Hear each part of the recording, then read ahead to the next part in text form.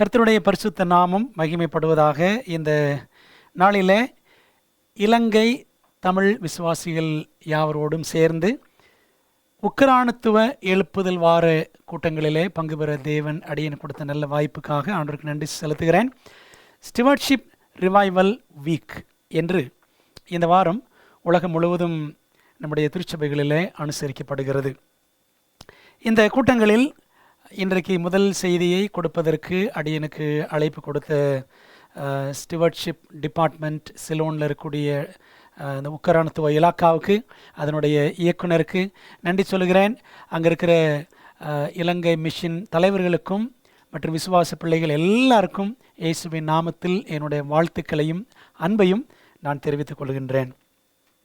இந்த உக்கரானத்துவ எழுப்புதல் வாரத்தில் நமக்கு முக்கியமான இம்பார்ட்டன்ட் தீம் என்னவென்று சொன்னால், கருப்பொருள் பிரேக் த்ரூ லிவிங், தடைகள் தகர்க்கும் ஜீவியம் என்ற தலைப்பின் கீழே இந்த வாரம் முழுவதும் நாம் சத்தியங்களை படிப்பதற்கான வாய்ப்பு கொடுக்கப்பட்டிருக்கிறது.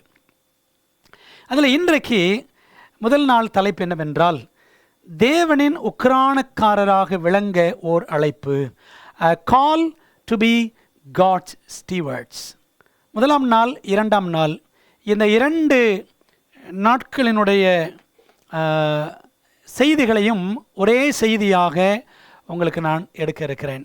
First day and second day, இந்த ரெண்டு செய்திகளையும் ஒரே செய்தியாக உங்களுக்கு நான் கொடுக்க இருக்கின்றேன்.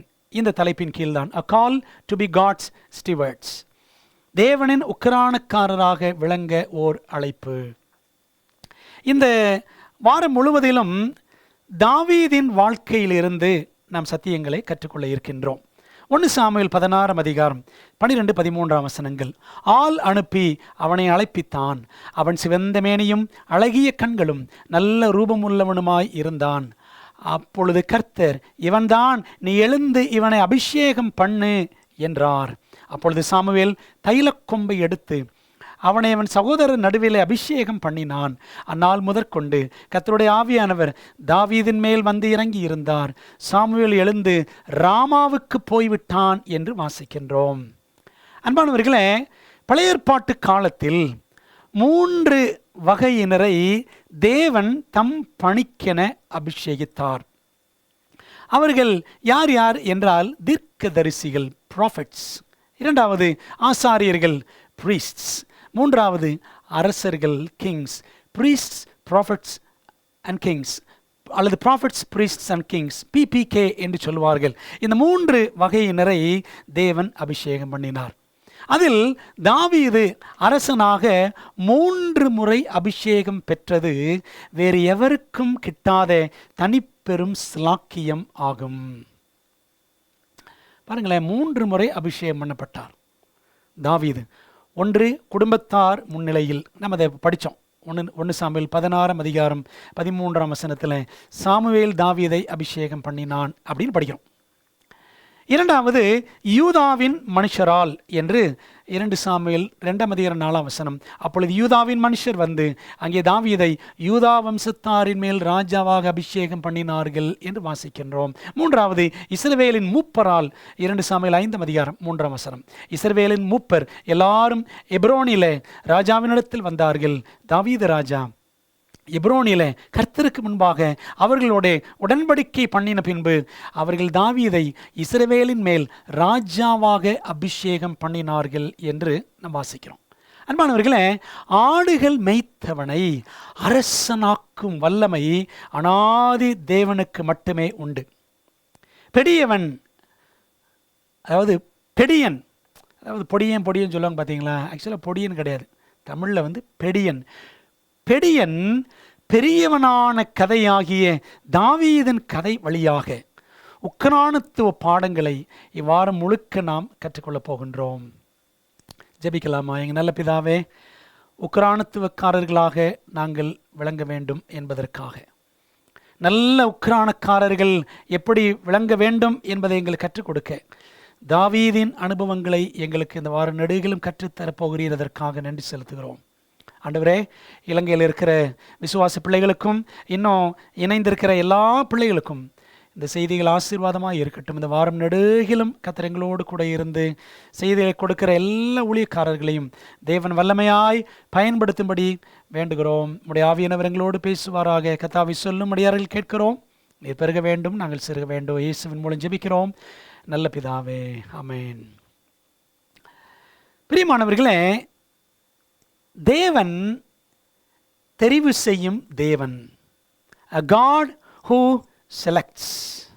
தேவன் எப்படி தெரிவு செய்கிறார்? சமஸ்த இஸ்ரவேலுக்கும், அதாவது 12 கோத்திரங்களும் சேர்ந்துதான் சமஸ்த இஸ்ரவேல் என்று சொல்வார்கள். ஆக இந்த சமஸ்த இஸ்ரவேலுக்கும் முதலாம் அரசன் சவுல், இரண்டாம் அரசனை தெரிவு செய்யும் பணி சாமுவேலிடம் தேவன் தந்தார். அப்படி தேவன் தந்த பொழுது தைல கொம்பை வைத்து கொண்டு இந்த சாமுவேல் தடுமாறினான். சிறப்பான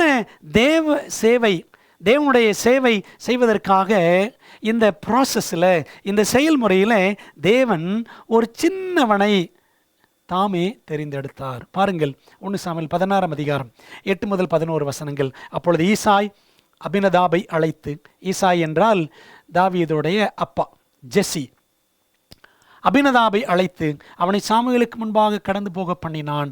அவன் இவனையும் கர்த்தர் தெரிந்து கொள்ளவில்லை என்றான். ஈசாய் சம்மாவையும் கடந்து போக பண்ணினான். அவன் இவனையும் கர்த்தர் தெரிந்து கொள்ளவில்லை என்றான். 10ஆம் வசனம். இப்படி ஈசாய் தன் குமாரரில் 7 பேரை சாமுவேலுக்கு முன்பாக கடந்து போக பண்ணினான். பின்பு சாமுவேல் ஈசாயை பார்த்து, கர்த்தர் இவர்களில் ஒருவனையும் தெரிந்து கொள்ளவில்லை என்று சொல்லி, 11ஆம் வசனம், உன் பிள்ளைகள் இவ்வளவுதானா என்று ஈசாயை கேட்டான். அதற்கு அவன், இன்னும் எல்லாருக்கும் இளையவன் ஒருவன் இருக்கிறான், அவன் ஆடுகளை மேய்த்து கொண்டு இருக்கிறான் என்றான். அப்பொழுது சாமுவேல் ஈசாயை நோக்கி, ஆள் அனுப்பி அவனை அழைப்பி, அவன் இங்கே வருமட்டும் நான் பந்தி இருக்க மாட்டேன், சாப்பிட மாட்டேன் என்றான் என்று நமக்கு வாசிக்கிறோம். அன்பானவர்களே, ஏதாவது ஒரு விளையாட்டில் அல்லது போட்டியில் நீங்கள் தேர்வு செய்யப்படாமல் விடப்பட்டிருக்கிறீர்களா? அந்த அனுபவம் நமக்கு இருக்கலாம். அல்லது கடைசியாக தேர்வு செய்யப்பட்டிருக்கிறீர்களா? இந்த போட்டிகள் என்ன செய்வாங்க, ஒரு ஃபுட்பால் அல்லது பாஸ்கெட் பால், கிரிக்கெட் அப்படின்னு எடுத்துக்கிட்டிங்கன்னா மிக திறமையானவர்களை முதலிலேயே எடுத்துக்கொண்டு விடுவார்கள் அந்தந்த அணிக்கு. ஒருவேளை சிலர் பின்விடப்படுவார்கள். அதுபோல் நமக்கும் அப்படி நேரிட்டிருக்கலாம். ஒருவேளை ஒரு டீமில் அல்லது ஒரு நபர் நம்மை தெரிந்து கொள்ளவில்லை என்பதற்காக நான் மோசமானவன், திறமையற்றவன், ஏதோ தவறு செய்து விட்டவன் என்று அர்த்தமா? அப்படியெல்லாம் கிடையாது. பாருங்களேன், இப்போது தாவீது அவன் தான் அந்த 8 பேரில் கடைசி கடைக்குட்டி. அவன் சின்ன பையன். 7 பேரையும் தேவன் தெரிந்து கொள்ளவில்லை. இன்னொரு யாராவது இருக்கிறாங்களாம் கேட்டால், ஆமாம் ஒருத்தன் இருக்கிறான், அவன் சின்னவன். அன்பானவர்களே, அவனைத்தான் ஆண்டவர் தெரிந்து கொண்டார். அதில் நற்செய்தி என்னவென்றால், நம்ம எல்லாரையும் தேவன் தெரிந்து கொண்டு இருக்கிறார். தேவசேனையில் பணி செய்ய ஒரு நபராக உங்களை என்னை தேவன் தெரிந்தெடுத்திருக்கிறார். யோவான் 15ஆம் அதிகாரம் 16ஆம் வசனத்தில் இயேசு சொல்லியிருக்கிறார், நீங்கள் என்னை தெரிந்து கொள்ளவில்லை, நான் உங்களை தெரிந்து கொண்டேன். நீங்கள் என் நாமத்தினாலே பிதாவை கேட்டுக்கொள்வது எதுவோ அதை அவர் உங்களுக்கு கொடுக்கத்தக்கதாக நீங்கள் போய் கனி கொடுக்கும்படிக்கும் உங்கள் கனி நிலைத்திருக்கும்படிக்கும் நான் உங்களை ஏற்படுத்தினேன் என்று ஆண்டவர் சொல்கிறார். Ye have not chosen me, but I have chosen you and ordained you அப்படின்னு ஆண்டவர் சொல்கிறார். அன்பான தேவ பிள்ளைகளே, ஆக நீங்களும் நானும் ஒவ்வொருவரும் தேவனால் தெரிந்து கொள்ளப்பட்டவர்கள் என்பது நமக்கு தேவன் வைத்திருக்கிற ஆச்சரியமான நற்செய்தி. தாவீதை தேவன் தேர்ந்தெடுத்த போது பாருங்களேன், அந்த அனுபவத்திலிருந்து நாம் 3 பாடங்களை படிக்கலாம். முதலாவது, ஒன்றுமே சாதித்திராத போதும் தாவீதை தேவன் தேர்ந்தெடுத்தார். இந்த தாவீது சின்ன பையன், அவன் இராணுவத்திலே இல்லை, ஒரு பெரிய அதிகாரியோ அல்லது போர் வீரனோ கிடையாது. He did not accomplish anything at all by that time. ஆனால் அவனைத்தான் தேவன் தெரிந்தெடுத்தார்.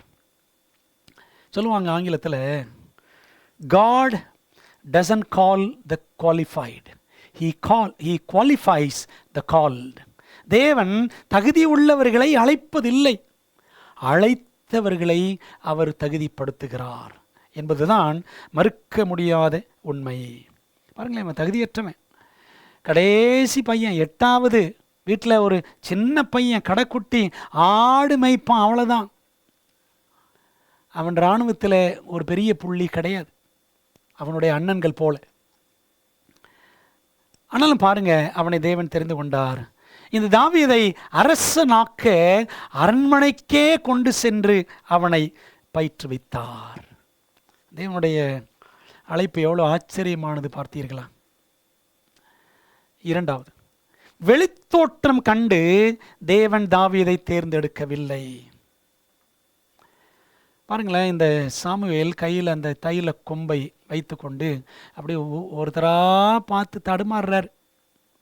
இதை பற்றி பேட்ரியாக்ஸ் அண்ட் ப்ராஃபட்ஸ், முற்பிதாக்களும் தீர்க்கதரிசிகளும் புத்தகத்தில் 638 வாசிக்கிறோம்.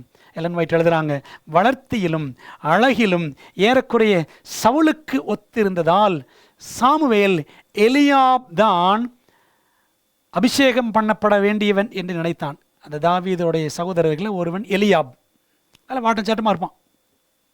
அவன் சவுல் மாதிரி இருந்தானா அந்த எலியாப். ஆகவே இவன் தான் ராஜாவாக ஏற்படுத்தப்பட வேண்டியவன், அபிஷேகம் பண்ணப்பட வேண்டியவன் என்று சாமுவேல் நினைத்தான். ஆனால் தேவன் இவனும் கிடையாது அப்படின்ட்டார். எலியாப் கிடையாது, ஷம்மா கிடையாது, அபினதாப் கிடையாதுன்னு சொல்லிட்டார். அப்படியே 7 பேரும் போயிட்டாங்க ஒவ்வொருத்தரா. அப்போ தாவீதை ஏன் தேவன் தெரிந்து கொண்டார்? தாவீதை தெரிந்து கொள்ளும் அளவுக்கு தாவீதிடத்தில் என்ன இருந்தது என்ற கேள்வி எனக்குள்ளே எழும்பினது. அன்பானவர்களே, ஏன் தாவீதை தேவன் தெரிந்து கொண்டார் என்றால், தாவீது தேவனை நேசித்தான். அவரை நேசிப்பவர்களையே அவர் தெரிவு செய்கிறார். God chooses whom loves him. Who loves him? யார் தேவனை நேசிப்பார்களோ அவர்களைத்தான், அந்த நபரைத்தான் தேவன் தெரிந்து கொள்ளுவார். எவ்வளவு ஆச்சரியம்! தேவன், நம்முடைய தேவன், அவரை நாம் நேசிக்கிறோமா? அவர் நம்மை நேசிக்கிறார். அந்த நேசத்து நிமித்தம் தம் ஜீவனை கொடுத்தார், சிலுவையில் வந்து இறங்கி. அன்பானவர்களே, நாம் அவரை நேசிக்கிறோமா? அவரை நேசிப்பதில், அவரிடத்தில் அன்பு காட்டுவதில் நல்ல உக்கிரானக்காரராக நாம் இருக்கிறோமா என்று சிந்திப்போம். 3வது, தேவனின் கால கணிப்பும் வித்தியாசமானது. God's timing is also different. Samuel தாவீதை அபிஷேகம் பண்ணின உடனே தாவீது ராஜாவாகி விடவில்லை. அப்போ அவருக்கு ஒரு 16-17 வயசு இருக்கும் தாவீதுக்கு, அவ்வளோதான். அவன் ராஜாவாவதற்கு இன்னும் சுமார் 13 முதல் 15 ஆண்டுகள் அவன் காத்திருக்க வேண்டியதாக இருந்தது. அது வரைக்கும் அவன் தேவனை நம்பி பொறுமையுடன் காத்திருக்க வேண்டிய சூழ்நிலை. சர்வத்தையும் படைத்த சர்வவல்ல தேவன் தகுதியில்லாத நம்மையும் தமது உக்கிரானக்காரர்களாக தெரிவு செய்திருக்கிறார். ஏன்? அவரது அன்பையும் சத்தியத்தையும் பறைசாற்ற வேண்டும் என்பதற்காகவே. அன்பானவர்களே, அப்போ தேவன் எவ்வளவு அன்புள்ள தேவன், எவ்வளோ ஆச்சரியமான தேவன். நம்ம இடத்துல ஒன்றுமே கிடையாது. Though we deserve, not at all deserve, we don't deserve, though we are unworthy, God has called us and chosen us. தகுதியற்றவர்களாக இருந்த போதிலும் தேவன் நம்மை அழைத்திருக்கிறார். இந்த அழைப்பில் நமக்கு என்ன இருக்கிறது தெரியுமா? தேவனுடைய அழைப்பில் தேவன் நம்மை தெரிந்து கொண்டிருக்கிறாரே, அந்த தெரிந்து கொள்ளுதல் அது ஆச்சரியமானது தான். ஆனால் அதே சமயத்தில் அதில் சவால்களும் அடங்கி இருக்கிறது. சந்திக்க வேண்டிய சவால்கள், challenges to meet. இந்த தாவீதை, அந்த கடைக்குட்டியை, அந்த 8வது மகனை, சின்னவனை தேவன் அழைத்தாரே, அந்த அழைப்பு, அந்த தெரிந்து கொள்ளுதல் ஆச்சரியமானதுதான். ஆனால் அதிலே சவால்களும் அடங்கி இருந்தது. எதிரி இல்லையேல் கதாநாயகன் இல்லை, அப்படிதானே? There's no hero without an enemy. ஒரு எதிரி இருக்கணுங்க, இருந்தால் தான் கதாநாயகன் யார் என்று தெரியும். ஆகவே இந்த தாவீது கதாநாயகன் என்றால், அவன் கதாநாயகனாக ஜொலிக்க வேண்டும் என்றால் எதிரி ஒருத்தர் இருக்கணும் இல்லை? அந்த சவால்களை பாருங்களேன். 4 சவால்கள் தாவீதுக்கு இருந்த 4 சவால்கள். அது நமக்கும் எப்படி சவால் என்பதை நாம் படிக்கலாம். முதலாவது, நெருங்கி இருக்கும் சவால், a close by challenge. 1 Samuel 17 அதிகாரம் 1 வசனம். 1 சாமுவேல் 17:1. பெலிஸ்தர் யுத்தம் பண்ணுகிறதற்கு தங்கள் சேனைகளை சேர்த்து யூதாவில் உள்ள சோக்கோவிலே ஒருமித்து கூடி, சோக்கோவுக்கும் அசக்காவுக்கும் நடுவே இருக்கிற எபேஸ் தம்மீமிலே பாளையம் இறங்கினார்கள் அப்படின்னு படிக்கிறோம். Philistines and Israelites. ஒரு பக்கம் பெலிஸ்தியர்கள், இன்னொரு பக்கம் இஸ்ரேல் ஜனங்கள். எங்கே கூடுனாங்க பாருங்களேன் எதிரிகள்? யூதாவில் உள்ள சோக்கோவிலே ஒருமித்து கூடி அப்படின்னு படிக்கிறோம். இந்த பெலிஸ்தர் எல்லாரும் எங்கே வந்துட்டாங்க? யூதாவுக்குள்ளே வந்துட்டாங்க, இஸ்ரவேல் உள்ளே வந்துட்டாங்க. அன்பானவர்களே, இந்த எதிரிகள் தூரமாக இருந்துட்டா ஒன்றும் கவலையே கிடையாதுங்க. இஸ்ரவேல் மக்களுக்கு கவலையே இல்லை. தூரமாக இருந்தால் அவங்க எங்கேயோ இருக்கிறாங்க அப்படின்னு நினச்சிருப்பாங்க. ஆனால் இப்போ எங்கே இருக்கிறாங்க? இஸ்ரவேலுக்குள்ளே வந்துட்டாங்க, இஸ்ரவேலின் எல்லைக்குள் வந்து விட்டார்கள் என்பதுதான் அச்சமூட்டும் விஷயம் இஸ்ரவேல் ஜனங்களுக்கு. அன்பானவர்களே, நாம் நித்திய சுவிசேஷம் அறிவிக்க வேண்டிய சவாலும் மிக நெருக்கமாகவே இருக்கிறது. Our challenge is very close by, that we have to preach or proclaim the everlasting gospel to the world. அறிவிக்கணும். நம்ம எங்கே இருக்கிறோம் தெரியுமா? எதிராளி உலகத்தில் தான் நாமும் இருக்கிறோம். We are in the battleground of the enemy. Bible சொல்லுதில்லை, இந்த உலகத்தின் அதிபதி யாரு? சாத்தான். அவன் உலகம், இந்த உலகம். இந்த உலகம் அவன் கட்டுப்பாட்டுக்குள்ளே போயிடுச்சு. உலகம் முழுவதும் பொல்லாங்கனுக்குள் கிடக்கிறது என்று 1 யோவான் 5:19 படிக்கிறோம். 1 John 5:19. The whole world is under the control of the evil one. பொல்லாங்கனோட கட்டுப்பாட்டில் இந்த உலகம் இருக்கிறது. அப்போது அவன் உலகத்தில் தான் இன்னைக்கு நாம் இருக்கிறோம். புரியுதுங்களா? இப்போ நம்முடைய சவால் நமக்கு நெருக்கமாய் இருக்கிறது. எலன் ஒயிட் அமீர் எழுதுறாங்க, கிரேட் கான்ட்ரவர்சி பக்கம் 490. When the work of the investigative judgment closes, the destiny of all will have been decided for life or death. Probation is ended a short time before the appearing of the Lord in the clouds of heaven. நுட்ப நியாய விசாரணை, இந்த பணி முடிவுக்கு வரும் பொழுது, பரலோகத்தில் நியாயத்தீர்ப்பு நடந்துட்டு இருக்குல்ல, அது முடிவுக்கு வரும் பொழுது எல்லாருடைய முடிவும் ஜீவனுக்கோ அல்லது மரணத்துக்கோ என்று தீர்மானிக்கப்படும். கர்த்தராகிய இயேசு கிறிஸ்து வானத்து மேகங்களுடனே வருவதற்கு சற்று முன்பாக கிருபையின் காலம் முடிவடையும் என்று நாம் இங்கே படிக்கிறோம். பார்த்தீங்களா? அப்போ அந்த கிருபையின் காலம் சீக்கிரமாய் முடிய போகிறது. அவர் நியாயத்தீர்ப்பு கொடுக்கும் வேலை வந்தது என்று சொல்லுவதை காட்டிலும் அவர் நியாயத்தீர்ப்பு கொடுக்கும் வேலை முடிவுக்கு வர இருக்கிறது என்று சொல்லுவது தான் இன்றைக்கி நம்ம சொல்ல வேண்டிய செய்தி. வெளிப்படுத்தல் 14:7 அடிப்படையில். So the challenge is very close. சவால் மிகவும் நெருங்கி இருக்கிறது. இரண்டாவது, தாவீதுக்கு இருந்த சவால் என்ன? பெரிதாய் தோன்றும் சவால், a huge challenge. 1 சாமுவேல் 17 4 பாருங்க. அப்பொழுது காத் ஊரானாகிய கோலியாத் என்னும் பேருள்ள ஒரு வீரன் பெலிஸ்தரின் பாளையத்திலிருந்து புறப்பட்டு வந்து நடுவே நிற்பான். அவன் உயரம் 6 முழமும் 1 ஜானுமாம் அப்படின்னு படிக்கிறோம். நம்முடைய கணக்குப்படி பார்த்தோம் சொன்னால் அவன் 9.5 அடி உயரமுள்ள மாமிச மலை, a mountain of flesh, who was more than 9 feet.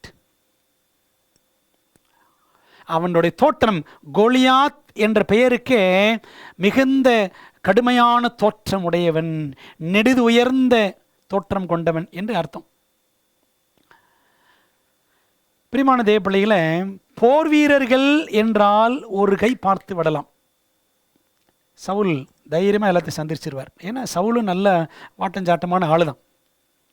இஸ்ரவேலின் முதலாம் அரசனான சவுல். ஆனால் கொக்கரிக்கும் கோலியாத் ஆயிற்றே, என்ன செய்வது? போர் வீரர்களை சந்தித்து விடலாம், கோலியாத்தை சந்திக்க முடியுமா? இது எவ்வளவு பெரிய சவால். இவன் சின்ன பையன். அன்பான தேவ ஜனங்களே, நமக்கு இருக்கிற சவால் என்ன தெரியுமா? ஊழியம் செய்வதற்கு பல நாடுகளில் கடுமையான தடைகள். ஏன் நம்முடைய நாட்டில் கூட இந்த தடையை, இலங்கையில் பார்க்கிறீர்களா? இந்தியாவிலும் தடைகளை பார்க்கிறோம். கடுமையான தடைகள், ஏன் உயிரை பறிக்கும் அளவுக்கு கூட தடைகள் இருக்கத்தான் செய்கின்றன. இந்த கோலியாத் வந்தான் அப்படின்னா அவன் உயிரை வாங்கிடுவான். எல்லாத்தையும் பிச்சு எறியக்கூடிய ஒரு அரக்கன் அவன், ராட்சதன் அவன். அவன் வந்த ஊர் காத் என்ற ஊர், அரக்கர்கள் இருந்த இடம். ஓய்வு நாள் படத்தில் படித்தோம் பார்த்தீங்களா? காலேப், யோசுவா. இந்த காலேப் கேட்ட அந்த எப்ரோன் மலைநாடு, அங்கே ஏனாக்கின் புத்திரர் அப்படின்னு படிச்சிருக்கிறோம் ஓய்வு நாள் பாடத்தில். அந்த ஏனாக்கின் புத்திரர் வகையில் வந்தவன் தான் யார்? இந்த காத் ஊரானான கோலியாத். அப்போது தாவீது ஒரு சின்ன பையன், இந்த கோலியாத் ஒரு அரக்கன். எவ்வளோ பெரிய சவால். நாம் அப்படி தான் இந்த உலகத்தில் அற்பமானவர்கள். நமக்கு ஒரு பெரிய சவால் இருக்கிறது, சத்தியத்தை அறிவிக்க வேண்டிய சவால். அந்த சவால் மிகப்பெரிய சவால். மூன்றாவது, தாவீது சந்தித்த சவால் என்ன? போய் வந்த சவால் என்றும் சொல்லலாம். a persistent or a permanent challenge. 1 Samuel 17 அதிகாரம் 16 வசனத்தில், அந்த பெலிஸ்தன் காலையிலும் மாலையிலும் 40 நாள் வந்து நிற்பான். அந்த Philistine drew near morning and evening and presented himself 40 days. Goliath நிச்சயமான 40 நாள் அவன் வந்து போவானாம். இந்த கோலியாத் என்னும் கொக்கரிக்கும் சவால் 1 நாள் 2 நாள் அல்ல, 40 நாட்கள் காலையும் மாலையும் வந்து இஸ்ரவேலரை அச்சுறுத்தி கொண்டே இருந்தது. இந்த கோலியாத் வந்து அவன் சவால் விடுவான். உங்களிலே ஆண் யாருமே இல்லையா என்னோடு வந்து யுத்தம் செய்வதற்கு அப்படின்னு தினம் என்ன செய்வான்? சவால் விட்டு கொண்டு இருந்தான். பிரியமான தேவப்பிள்ளைகளே, இதை பார்த்த அரசனும் சரி, சவுலும் சரி, ஜனங்கள் எல்லாரும் சரி, எல்லாருமே பயந்து நடுங்கி ஓடி ஒளிந்த நிலையிலே கிடந்தார்கள். இன்னைக்கு நம்முடைய நிலைமையை சற்று யோசித்து பாருங்க. கோலியாத் மாதிரி நாள்பட்ட 40 நாள் வந்து தொந்தரவு கொடுத்தான். அதே போல் இன்னைக்கு நமக்கு இருக்கக்கூடிய பிரச்சனைகள் என்ன தெரியுமா? சவால்கள். நாள்பட்ட வியாதிகளாக இருக்கலாம், கிரானிக் டிசீசஸ், அல்லது பிள்ளைகள் அல்லது உறவினர்களின் அடிமைத்தன பழக்க வழக்கங்கள். யாராவது போதை பழக்கத்தை அடிமையாக கிடக்கிறாங்க, குடிப்பழக்கத்தை அடிமையாக இருக்கிறாங்க. இந்த பிரச்சனை ஒரு போராத பிரச்சனை, ஓயவே மாட்டேங்குது, என் புருஷனால் தொல்லை அல்லது மனைவியினால் தொல்லை அப்படின்னு குடும்பத்துக்குள்ளே யார் மூலமாய் வரக்கூடிய தொடர்ச்சியான சவால்கள். இப்படிப்பட்ட காரியங்களை நிலையான சவால்களுக்கு ஒப்பிடலாம், கோலியாத் மாதிரி. அப்படிப்பட்ட சவால்களுக்கு மத்தியிலும் நமக்கு நிறைய பிரச்சனைகள் இருக்க தான் செய்யும், போராட்டங்கள் இருக்க தான் செய்யும். ஆனால் அப்படிப்பட்ட சவால்களுக்கு மத்தியிலும் நாம் சுறுசுறுப்புடன் சத்திய சுவிசேஷத்தை அறிவிக்கும்படி பரலோகம் நம்மிடம் எதிர்பார்க்கிறது. வசனம் பாருங்க, மத்தேயு 24:46 இயேசு சொன்னார், எஜமான் வரும்போது அப்படி செய்கிறவனாக காணப்படுகிற ஊழியக்காரனை பாக்கியவான். ஆண்டு வரும்பொழுது நம்ம என்ன செய்யணும்? நம்முடைய வேலைகளையும் செய்ய வேண்டியது இருக்கலாம், நம்முடைய குடும்ப காரியங்கள் எல்லாம் அப்படிப்படலாம் செய்யணும் தான், அன்றாட அலுவல்கள் செய்ய வேணும். அதே சமயத்தில் தேவன் எஜமான் நம்ம கொடுத்திருக்கிற ஊழியத்தையும் உத்தமமாக சுறுசுறுப்பாக செய்ய வேண்டும். ஆனால் அந்த ஊழியக்காரன் என்ன பண்ணானா? தன்னோட எஜமான் போன உடனே மற்ற எல்லாரையும் கொடுமைப்படுத்தி, மற்ற வேலைக்காரர்களை கொடுமைப்படுத்தி, அவன் குடிக்கவும் வெறிக்கவும் தொடங்கி மற்ற ஊழியக்காரர்களையும் அவன் துன்புறுத்தினான் அப்படின்னு அதே மத்திய 24 அதிகாரத்தில் படிக்கிறோம். பார்த்தீங்களா? தேவன் நமக்கு ஒரு பொறுப்பை, ஒரு ஊழியத்தை, ஒரு சவாலை நம்ம கொடுத்து சென்றிருக்கிறார். நம்ம என்ன செய்கிறோம்? உலக காரியங்களிலேயே மூழ்கி சிக்குண்டு அடிமைகளாகி ஆண்டவர் கொடுத்த வேலையை நாம் மறந்து விட்டோம் என்பதைத்தான் இந்த வசனம் நமக்கு நினைப்பூட்டுகிறது. எஜமான் வரும் பொழுது அப்படி செய்கிறவனாக, உண்மையும் உத்தமமாக ஊழியத்தை செய்கிறவனாக காணப்படுகிற ஊழியக்காரனே பாக்கியவான். நம்ம அப்படி விளங்குவோமா, விளங்குகிறோமா என்று யோசித்து பார்ப்போம். இதில் 4வது சவால் தாவீது சந்தித்தது a personal challenge. 1 சாமுவேல் 17 அதிகாரம் 8 வசனம் பாருங்கள். அவன் கோலியாத் வந்து நின்று இஸ்ரவேல் சேனைகளை பார்த்து சத்தமிட்டு, நீங்கள் யுத்தத்துக்கு அணிவகுத்து நிற்கிறது என்ன? நான் பெலிஸ்தன் அல்லவா? நீங்கள் சவுலின் சேவகர் அல்லவா? உங்களில் ஒருவனை தெரிந்து கொள்ளுங்கள், அவன் என்னிடத்தில் வரட்டும். உங்களில் ஒருவனை தெரிந்து கொள்ளுங்கள், அவன் என்னிடத்தில் வரட்டும். அப்போ அவர் சொல்றார் பாருங்க, எல்லாரும் நீங்கள் வர வேண்டாம், ஒருத்தனை மட்டும் அனுப்புங்க. Choose you a man for you and let him come down to me. ஒருத்தன் எனக்கு அனுப்புங்க, ஒருத்தன் போதும். அவன் ஒருத்தன் வந்து என்னை ஜெயிச்சிட்டான் அப்படின்னு சொன்னால் நாங்கள் எல்லாரும் உங்களுக்கு சரணாகதி ஆகிவிடுவோம், சரணடைந்து விடுவோம் என்று ஒரு சவாலை என்ன செய்கிறான் இந்த கோலியாத் விடுக்கிறான். எப்படி கொடுக்கிறான் இந்த சவால்? 40 நாட்களும் காலையிலும் சாயங்காலமும். அன்பானவர்களே, இது ஜனங்களுக்கு ஒரு பெரிய பயத்தை, நடுக்கத்தை உண்டு பண்ணியது. கூட்டமாய் சேர்ந்து போரிட சவுல் ஆயத்தமாக இருந்தான். ஒரு பெருங்கூட்டமா, ஒரு பெருஞ்சேனையா சந்தித்து விடலாம். ஆனால் தனியனாக கோலியாத்தை வீழ்த்த இந்த சவுல் தடுமாறினான். அந்த சமயத்தில் தான் தாவீது துணிச்சலுடன் முன் சென்றான். இது எத்தனை ஆச்சரியம் பார்த்தீங்களா? ரொம்ப ஆச்சரியமா துணிச்சலாக தாவீது முன் செல்லுகின்றான். பிரியமான தேவப்பிள்ளைகளே, பாருங்க, இந்த தாவீது கோலியாத் கதை நம்ம எல்லாருக்கும் தெரிஞ்ச கதை. ஆனால் அதற்குள்ளே ஆண்டவர் எவ்வளவு அருமையான பாடங்களை வைத்திருக்கிறார். இந்த சவுலுடைய சேனையை வைத்து படித்தோம் என்று சொன்னால் சபையிலும் ஊழியத்திலும் அப்படித்தான். எப்படின்னு கேட்குறீங்களா? ஊழியத்திற்காக ஒரு பெருங்கூட்டம் முன்வரும் என்று நாம் எதிர்பார்க்கவே முடியாது. கோலியாத்தை சந்திக்கிறதுக்கு, அந்த சவாலை சந்திக்க எத்தனை பேருங்க வந்தாங்க? யாருமே வரல. ஈவன் சவுல் ராஜா கூட வரல. உண்மைதானே? பல நேரங்களில் நம்ம நினைக்கலாம், ஊழியத்துக்கு அவங்க வந்துடுவாங்க, இவங்க வந்துடுவாங்க அப்படின்னு நினைக்கலாம். வரமாட்டாங்க. ஆண்டவர் இயேசு கிறிஸ்து கூட கெத்செமனே தோட்டத்தில் இரத்த வேர்வை சிந்தி அந்த ஜெபிக்கிற அந்த வேளையில், கைது செய்யப்பட்ட வேளையில் வசனம் சொல்லுது, எல்லாரும் அவரை விட்டு விட்டு ஓடி போனார்கள். அவர் தனியாகவே ஆளையை மிதித்தார் அல்லவா? அதே சவால் நமக்கும் தான். ஏசாயா 63 அதிகாரம் 3 வசனத்தை நீங்கள் படித்து பாருங்கள். படித்து பார்த்தீங்கன்னா அந்த வசனம் சொல்லும், நான் ஒருவனாய் ஆளையை மிதித்தேன் என்று இயேசுவை பற்றி தீர்க்க தரிசனமாக சொல்லப்பட்டிருக்கும். எல்லாரும் விட்டு ஓடி போயிட்டாங்க. அது மாதிரி இஸ்ரவேல் ஜனங்களுக்கும் எல்லாரும் விட்டு ஓடி போயிட்டாங்க. கோலியாத் விஷயத்தில் எல்லாம் ஓடி போயிட்டாங்க. அரசனும் பின்வாங்கி விட்டான். தாவீது தனியனாக கோலியாத்தை சந்தித்தான். தாவீதின் மைந்தனாகி இயேசு கிறிஸ்துவும் அவர் தனிமையாகவே அந்த கெத்செமனே போராட்டத்தில் அவர் நின்றார். கூட ஒரு சீஷனும் கூட இருந்து ஜெபிக்கலை, அவர் தாங்கலை, பலப்படுத்தலை. கடைசியில் ஒரு தேவதூதன் இறங்கி வந்து, கேப்ரியேல் தூதன் இறங்கி வந்து அவரை பலப்படுத்த வேண்டியதாயிற்று. ஆகவே இந்த ஊழிய சவால் என்று எடுத்துக்கொண்டால் நாம் தனியாகத்தான் செயல்பட வேண்டும். நாம் இருப்பது கடினமான காலகட்டம் தான். ஆயினும் கடினமான காலங்கள் தான் நம்மை கதாநாயகர்கள் ஆக்கும். ஆகவே தேவ ஒத்தாசையினால் நாம் சவால்களை முறியடித்து, பாருங்களேன், இந்த தாவீதுக்கு அண்ணங்காரன் ஒருத்தங்க கூட இல்லை. அண்ணங்காரன் சொன்னாங்க, நீ ஆணவக்காரன், நீ திமிர் பிடிச்சவன், உன்னை யாரும் இங்கே வர சொன்ன, அப்படி தான் பேசுனாங்க. நீங்கள் படிச்சு பாருங்க 1 சாமுவேல் 17 அதிகாரம். அப்போ சொல்லுவார் தாவீது, நான் வந்ததற்கு முகாந்திரம் இல்லையோ? Is there no reason for my coming here? நான் வந்ததுக்கு ஒரு முகாந்திரம் இருக்கிறது. அந்த சின்ன பையனை கொண்டு வந்து ஆண்டவர் பெரிய காரியம் செய்தார்.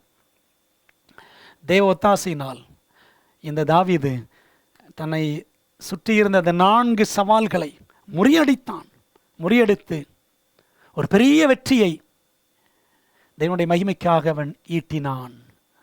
அன்பான தேவ பிள்ளைகளே, அதுபோல் நாமும் தேவ ஒத்தாசையினால் சவால்களை முறியடித்து சாதகமான ஊழியங்களை செய்து முடிக்கலாம். அந்த சின்ன பையன் தாவீதை தேவன் தெரிந்து கொண்டாரே ஒரு பெரிய வேலை செய்கிறதுக்கு. அதே போல தான் அந்த கடைசி நாட்களில் ஒரு பெரிய வேலை செய்கிறதுக்கு, ஆண்டவரே நான் எம்மாத்திரம், ஆண்டவரே தாவீது சொன்னார்ல, நான் எம்மாத்திரம், என் வீடும் எம்மாத்திரம் அப்படின்னு தன்னை தாழ்த்தினார். அந்த தாவீதை கொண்டு தான் ஆண்டு பெரிய காரியங்களை செய்தார். நீங்கள் அதே போல் நாமும் ஆண்டவரே நான் எம்மாத்திரம் என்று தேவனுக்கு முன்பாக நம்மை தாழ்த்தும் பொழுது தேவன் நம்மை கொண்டு பெரிய காரியங்களை செய்வார். அப்படிப்பட்ட எளிமையும் தாழ்மையும் நிறைந்த உண்மையும் உள்ள உக்கிரானக்காரர்கள் தான் தேவனுக்கு தேவை. ஆகவே தேவன் அப்படிப்பட்ட உண்மையுள்ள உக்கிரானக்காரர்களை, உத்தமமான உக்கிரானக்காரர்களை, உக்கிரானக்காரர்னா என்ன? தேவனே சகலத்திற்கும் எஜமான். God is the owner of everything. எல்லாத்துக்கும் தேவன் தான் எஜமான், அவர் தான் சொந்தக்காரர். நம்மளாம் யாரு? அவர் கீழே இருக்கிற பொறுப்பாளிகள், இன்சார்ஜஸ் ஆர் மேனேஜர்ஸ். இந்த சரீரம் நம்முடையது கிடையாது, தேவனுடையது. தேவன் நம்மை மீட்டு இருக்கிறார். இந்த நமக்காக ரத்தம் சிந்தி நம்மை மீட்டு இருக்கிறார். ஆகவே இந்த சரீரமும் அவருடையது. ஆகவே அப்படி உணர்ந்து தேவனுக்கு உண்மையாய் ஒப்பு கொடுத்தோம் என்றால் நாமே உண்மையான பொறுப்பாளர்கள். அதாங்க உக்கிரானக்காரர்கள். அப்படிப்பட்ட உண்மையான உக்கிரானக்காரர்களாக தேவனுக்காக விளங்குவதற்கு தேவன் நம்மை அழைக்கின்றார். ஆண்டுக்காக ஊழியங்களை செய்யணும். இந்த ப்ராசஸில் நம்முடைய குணமும் கர்த்தருடைய குணத்திற்கு ஒப்பாக மாற வேண்டும். we should grow in the character of Christ. கிறிஸ்துவின் குணத்தில் நாம் வளர்ந்து பெருக வேண்டும். ஒரு வாசகத்தை வாசித்து முடிப்போம். Selected Messages volume 1 Ellen White எழுதுனாங்க, பக்கம் 126. The world is to be warned. உலகத்தை நாம் எச்சரிக்க வேண்டியது இருக்கிறது. What are we doing as individuals to bring the light before others?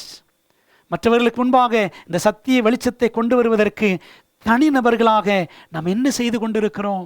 பார்த்தீங்களா, தாவீது அவன் ஒரு தனிநபராக போனான். It was a personal challenge. தனியாக போனான். இந்த ஊழியத்தை செய்கிறது நமக்கும் ஒரு தனிப்பட்ட சவால் தான். It is a personal challenge. நம்ம என்ன செய்கிறோம்? தனித்தனியாக. God has left to every man his work. ஆண்டவர் ஒவ்வொருத்தருக்கும், ஒவ்வொரு தனிநபருக்கும் ஒரு ஊழியத்தை கொடுத்திருக்கிறார். Everyone has a part to act and we cannot neglect this work except at the peril of our souls. ஒவ்வொருவரும் ஒரு பங்கை நாம் ஆற்ற வேண்டியது இருக்கிறது. நாம் இந்த பங்கை, இந்த ஊழியத்தை, நமக்கு ஆண்டு வைத்திருக்கிற வேலையை அலட்சியம் செய்யக்கூடாது. அப்படி அலட்சியம் செய்வோம் என்றால் நம்முடைய ஆத்மா ஆபத்துக்குள்ளாகும் என்பதை ஆண்டவர் எவ்வளோ அழகாக நமக்கு எச்சரிப்பு கொடுக்கிறார் பார்த்தீர்களா அன்பான தேவ பிள்ளைகளே? ஆகவே என்ன செய்ய போகிறோம்?